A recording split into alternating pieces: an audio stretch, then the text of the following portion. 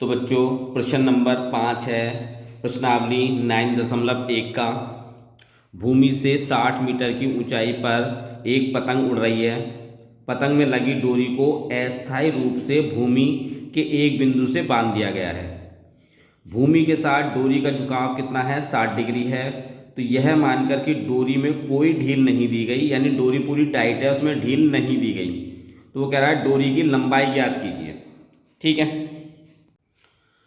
तो बच्चों माना पतंग बिंदु सी पर स्थित है, तो हमने एक ये चित्र बना लिया। तो ये पतंग उड़ रही है सी, और ये ए सी क्या है? आपकी डोरी की लंबाई। पतंग उड़ाई हमने ये ऐसी, तो इस पतंग जो उड़ रही थी इसको हमने बिंदु ए पर बांध दिया यहाँ से। और ये क्या है? इसमें ढील नहीं दी गई है, तो मतलब पूरी टाइट है, यानी पूरी तनी हुई है ये। और ये भूमि से 60 डिग्री 60 मीटर ऊंचाई पर उड़ रही है। ठीक है, और पतंग क्या कर दिया बच्चों? भूमि से 60 डिग्री का कोण बना दिया। तो अब हमें क्या क्या दे रखा है? बी सी, यानी लंबाई दे रखी है। क्यों? क्योंकि ये कोण है आपका 60 डिग्री का।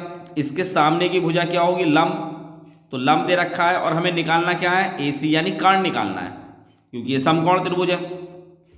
ठीक है, तो समकोण त्रिभुज के सामने की भुजा क्या होती है? कर्ण होती है। तो हमारे पास क्या है? लंब और कर्ण है। तो अब हमें ऐसा जो है फॉर्मूला यानी सूत्र लगाना है जिससे हमारा ये हल निकल जाए। तो अब आपको पता होगा क्या? एल ए एल के ए, ये साइन होता है, ये कॉज होता है, और ये टेन होता है। ठीक है, तो लंब और कर्ण, लंब ये रहा, कर्ण ये रहा, तो यानी हमें क्या लगाना है? साइन लगाना है। तो हमें क्या लिखना पड़ेगा? त्रिभुज ए बी सी में, तो समकोण त्रिभुज ए बी सी में साइन थीटा, और ये क्या होगा बच्चों? लंब भाग में कर्ण। लंब कितना है आपका? बी सी, और कर्ण कितना है आपका? ए सी। अब साइन थीटा, थीटा कितना दे रखा है? 60 डिग्री, तो साइन 60 हो जाएगा। बी सी कितना है आपका? 60 है, और ए सी आपको यहाँ से बच्चों निकालना है। अब साइन 60 का मान क्या होता है बच्चों? अंडर रूट में 3 भाग में 2, 60 भाग में ए सी, क्योंकि ए सी तो निकालना है आपको। अब इसकी गुणा इधर करेंगे बच्चों, और इसकी गुणा इधर कर देते हैं, तो ये हो जाएगा अंडर रूट 3 ए सी, और भाग में गुणा में 60 गुणा में 2, इसकी गुणा इधर हो गई, इसकी गुणा इधर हो गई। लेकिन हमें ए सी का मान निकालना है, तो इसको यहाँ से इधर ले आना पड़ेगा, तो ये भाग होगा जाके। ए सी कितना हो गया? 60 की गुणा आप 2 से करेंगे तो 120 भाग में अंडर रूट 3।